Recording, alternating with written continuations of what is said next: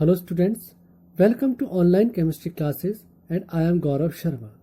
It is video number 32 from the chapter Solutions. Dear students, पिछली videos में हमने osmotic pressure के ऊपर बेस्ड न्यूमेरिकल्स को सीखा। इस वीडियो में हम बहुत इम्पोर्टेंट कॉन्सेप्ट, बहुत important topic biological significance of osmosis को पढ़ेंगे। हमारी बॉडी में बहुत सारे ऐसे प्रोसेस होते हैं, एनिमल्स की बॉडी में भी, प्लांट की बॉडी में भी, जिनमें ऑस्मोसिस का बहुत रोल रहता है। हम कुछ इसी तरह के प्रोसेस के बारे में आज इस वीडियो में पढ़ेंगे। आइए देखते हैं इस तरह के कुछ प्रोसेस के बारे में डिटेल से जानें।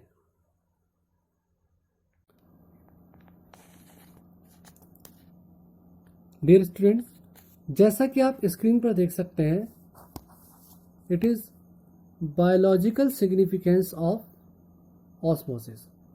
अब हम पढ़ेंगे ऑस्मोसिस के बायोलॉजिकल सिग्निफिकेंस।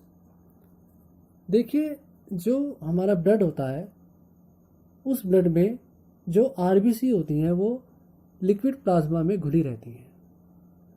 अब इस लिक्विड प्लाज्मा और आरबीसी के भीतर की जो कंसंट्रेशन होती है वो सेम होती है, और ये कंसंट्रेशन कितनी होती है?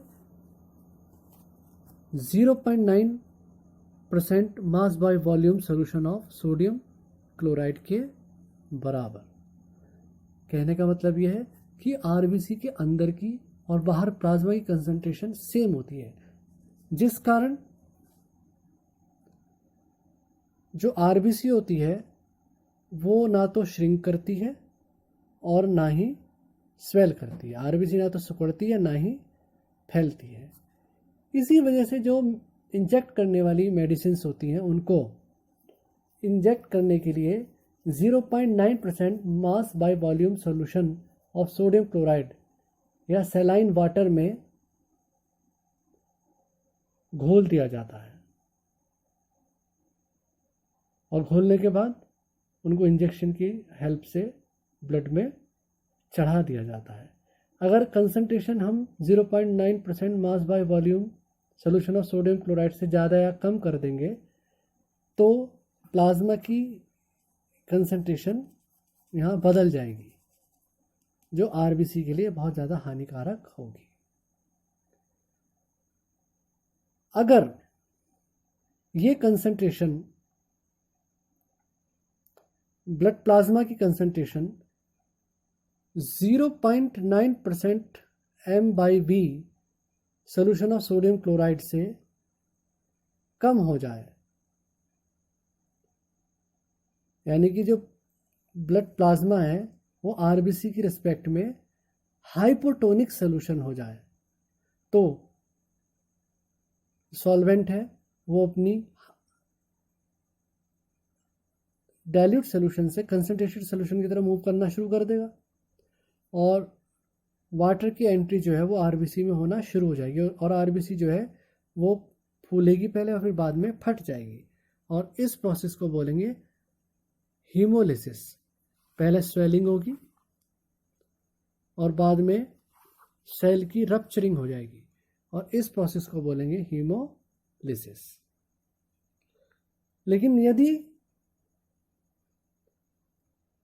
प्लाज्मा की concentration 0.9% m/v solution of NaCl से ज़्यादा हो जाए, यानी कि जो प्लाज्मा है वो आरबीसी की रिस्पेक्ट में हाइपरटोनिक सोल्यूशन हो जाए, तो जो सॉल्वेंट के पार्टिकल हैं वो आरबीसी में से निकल के बाहर आएंगे, एक्सोऑस्मोसिस होगा और आरबीसी श्रिंक कर जाएगी, और इस प्रोसेस को बोलेंगे प्लाज्मोलिसिस या क्रीनेशन।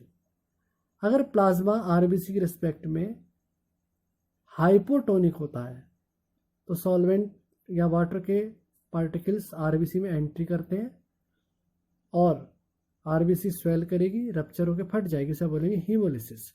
और यदि प्लाज्मा आरबीसी की रिस्पेक्ट में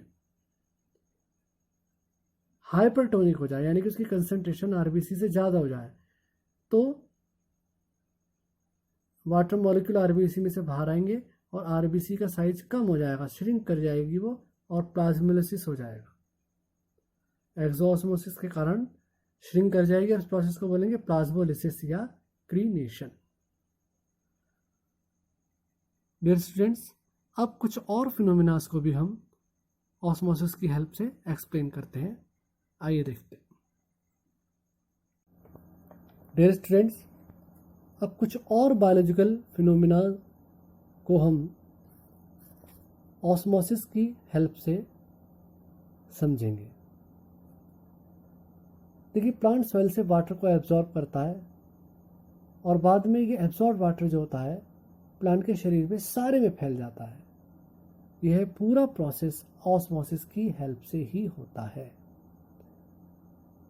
प्लांट में पत्तियों का, फूलों का तन जाना या तनाव में आ जाना या खिंचना, इसके पीछे भी ऑस्मोसिस का ही रोल है।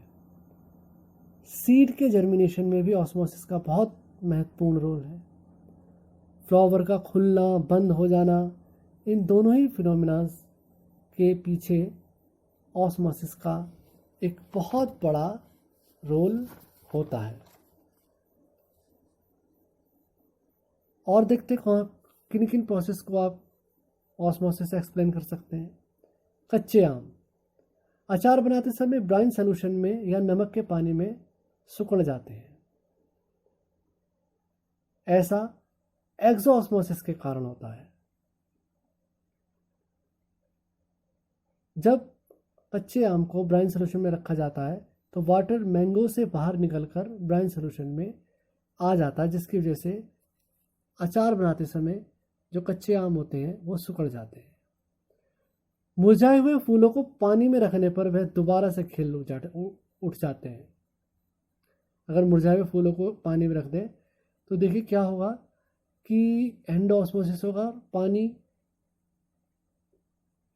फूलों की सेल्स के अंदर चला जाएगा, जिससे वे दोबारा से पुनर्जीवित हो उठेंगी।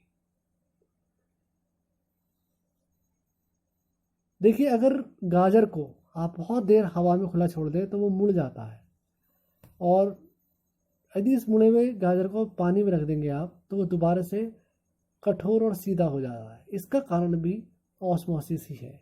एंडोऑस्मोसिस से पानी दोबारा उसकी गाजर के अंदर आकर भर जाता है, इससे गाजर, मुड़ा हुआ गाजर दोबारा से सीधा हो जाता है।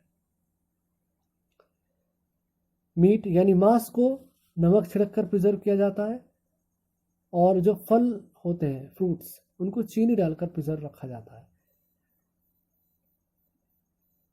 इसको भी हम ऑस्मोसिस की हेल्प से ही समझ सकते हैं। देखिए, इनको खराब करने वाला जो बैक्टीरिया होता है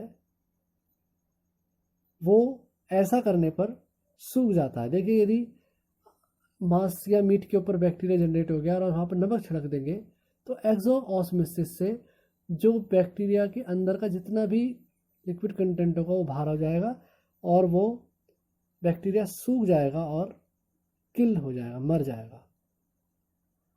तो इससे मांस आदि या मीट को प्रिजर्व करने में मदद मिलेगी। अच्छा, जो ज़्यादा नमक खाते हैं व्यक्ति या नमक युक्त पदार्थ ज़्यादा खाते हैं, उनको एक बीमारी रहती है एडिमा। इसमें क्या होता है, टिश्यू फूल जाते हैं और सूजन आ जाती है शरीर पे, तो उसका कारण भी ऑस्मोसिस ही होता है। डियर स्टूडेंट्स, अगले वीडियो में हाजिर होंगे एक नए टॉपिक के साथ। Till then, have a nice day.